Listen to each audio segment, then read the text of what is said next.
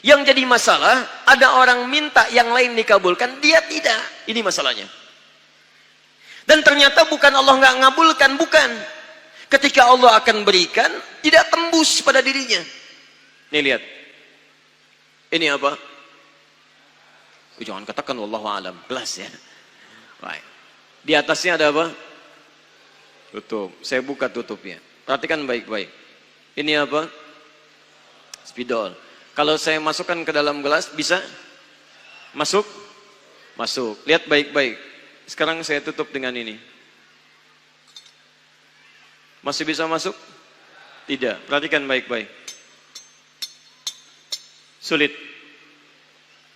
Saya ganti kemudian, misal dengan yang ini. Lebih halus. Saya tutup begini.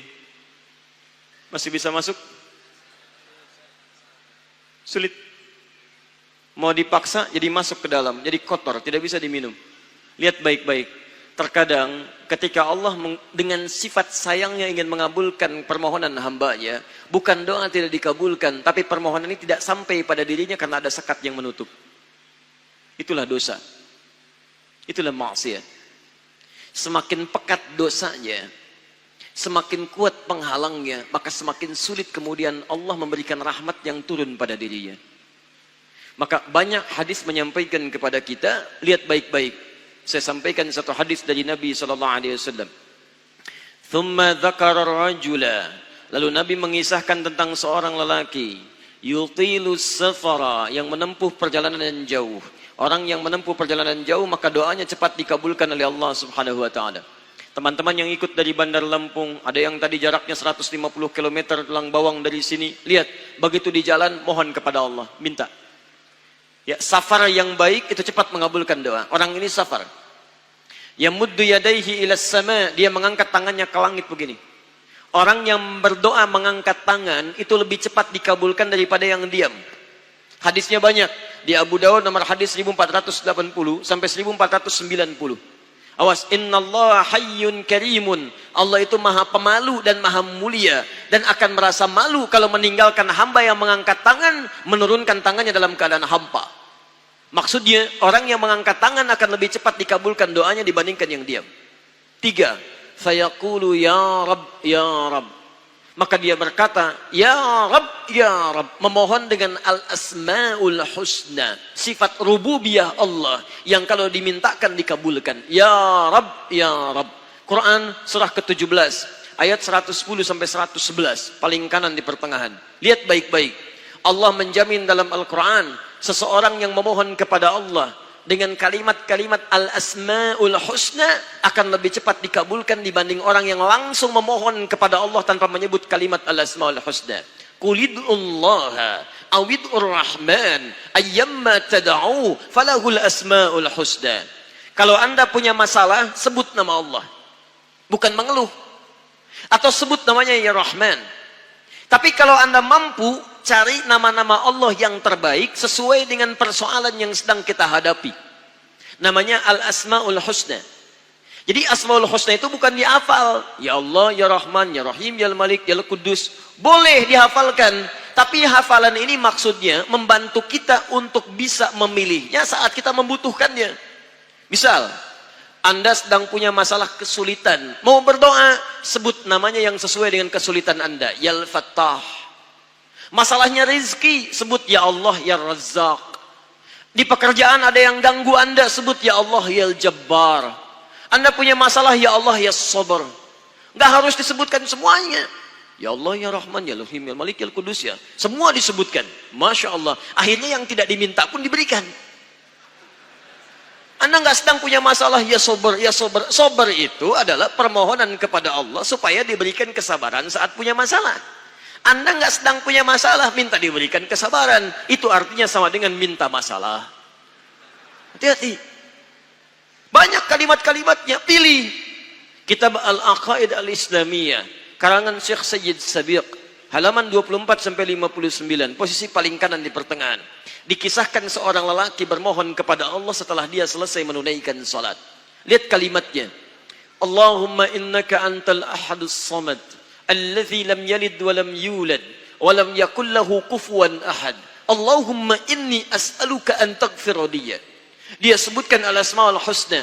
Allahumma inni as'aluka innaka antal ahad, ahad, as-samad, al-asmaul husna. Alladzi lam yalid wa lam yulad wa lam yakul lahu kufuwan ahad. Allahumma inni as'aluka an taghfira liya. Mohon ampuni dosa saya ya Allah. Ampuni saya, ampuni saya. Apa jawab Nabi? At-tadri bimadza tas'al? Tahukah engkau barusan mengucapkan kalimat apa saat berdoa? Kata orang ini, wallahu wa rasuluhu a'lam. Kata Nabi, lihat kalimatnya. Faqad du'ita bi asma'illahil a'zam. Idza du'iya biha ajaba wa idza su'ila biha a'ta. Kamu baru saja berdoa memohon kepada Allah dengan nama-nama Allah yang paling agung, al-asma'ul husna. Yang kalau dimulai doa dengan menyebutkan itu, doa akan dikabulkan, permintaan akan diberikan. Tapi ini aneh. Lihat baik-baik. Orang tadi melakukan 3 hal. Perjalanan panjang. Masih ingat? Mengangkat tangan ke langit. Membuka dengan al-asma'ul husna. 3-tiganya dikerjakan.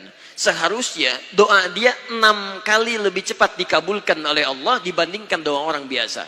Tapi apa kata Nabi? Lihat baik-baik. Anna yustajabu lidzalik. Anna yustajabu lidzalik. Mustahil doanya bisa dijawab. Mustahil doanya bisa dijawab. Sifat doa dimohonkan, dikabulkan. Tapi yang ini kata Nabi, anna yustajabu lidzalik. Mustahil doanya bisa dijawab. Kenapa? Enggak tembus. Famat'amu haramun, karena makanannya haram. Ketika Anda memakan yang haram, maka makanan jadi sekat dalam diri Anda, menjadi penghalang doa itu sampai kepada diri Anda. Tuh. Mashrabu haramun, minumannya haram, lebih tebal lagi. Malbasu haramun, pakaiannya haram, lebih tebal lagi. Sulit.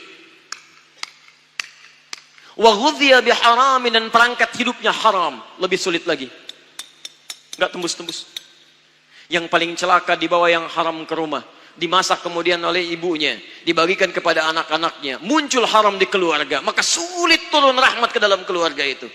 Makanya kalau sudah maksiat terjadi, maka mohon maaf, rahmat sulit diturunkan, hidayah sulit masuk dalam diri seseorang.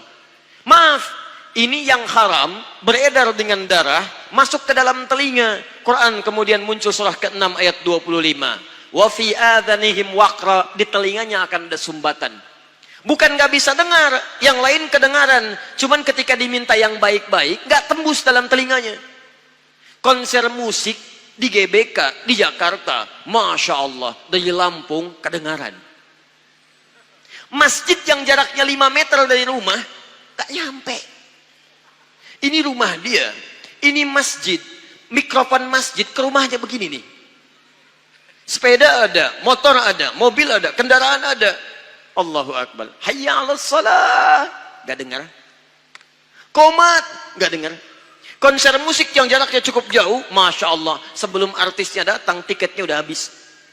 Masjid kurang apa lagi? Soundnya jelas, panggilannya bagus, ustadznya datang sendiri, nerangkan sendiri, nulis sendiri, kadang-kadang ngapus sendiri, live juga. Kemudian ada snacknya, aquanya ada, semua kelengkapannya ada. Dengan semua itu belum menyentuh Anda terpanggil untuk datang, coba cek, maksiat apa yang sudah Anda kerjakan?